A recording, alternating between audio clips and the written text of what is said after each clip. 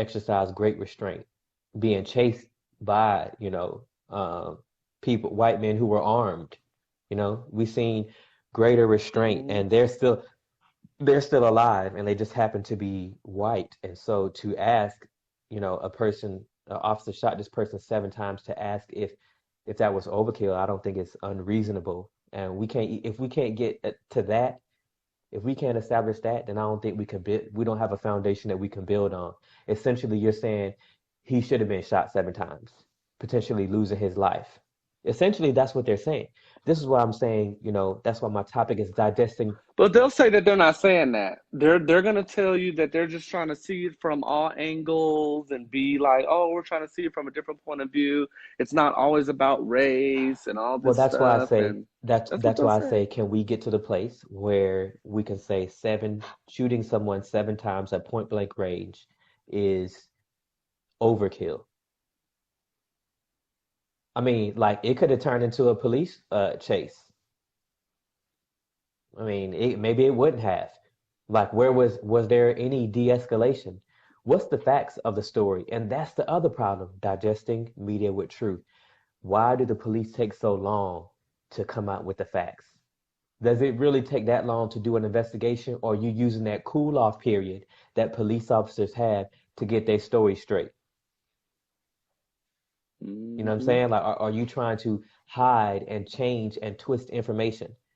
You know, like, I think it was the first.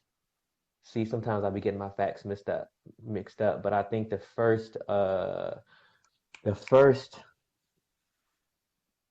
press conference for George Floyd, that guy went up there. I forget what his position was, but he said that nobody had, like, died on the scene, that somebody was just apprehended. You know what I mean? Like, twisting the facts when we all saw everything on video. We saw his lifeless body be loaded up on that stretcher. You know what I'm saying? So how they're trying to change what we have seen, heard with our own two eyes, and then tell us you didn't see that. You're just being emotional. Emotions don't matter. Facts matter.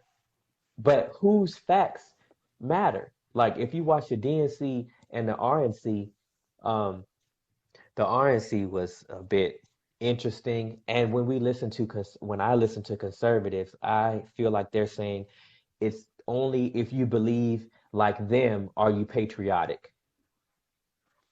Only if you think like them are you a person who loves your country. Like, if you protest police brutality by kneeling, you're disrespecting the flag. Like, how does that how see what they're see? That's the powers that be who don't want nothing to change, who are happy with the way things are. So I would ask that person, are you okay with police brutality then?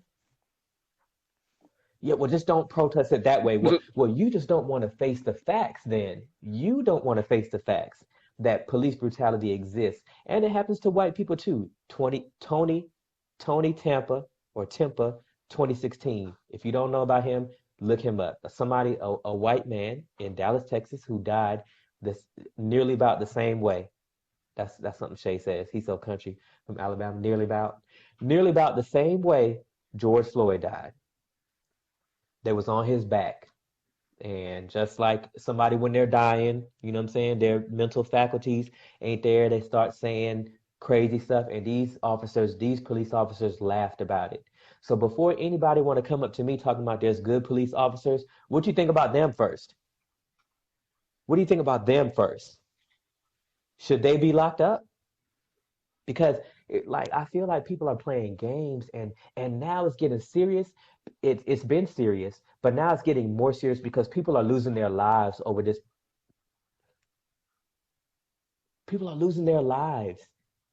Like, what about, like, I respect human life, and what about the fact that, like, Kyle Rittenhouse could go to jail? He could go to jail for murder. He probably would. I mean, he should. I think he should. But what about the fact that somebody said something that made him feel like that was the right thing to do? This is why I'm trying to drive home the point that we have to digest the media with truth, because if we get on here and we lie, like conservatives, probably for the last 5 years, you can Google it right now, Ben Shapiro calling for civil war.